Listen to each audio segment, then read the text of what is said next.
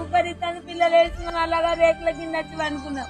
6 సంవత్సరాలు ఉన్నాయి సార్ బాబాకు. నేను ఎలా అవుతాను సార్ మేము వచ్చి లేదు సార్. ఇక్కడ మాకు ఎవ్వరి మీద అనుమానం లేదు. ఎవరు సార్ మేమైనా కూడా చూడలేదు. కొత్తగా కనబడతాను. మిల్లు కూడా ఇవ్వలేదు. నైట్ 10, 10:30, 11 అయినా సార్ కొంట వేశాడు.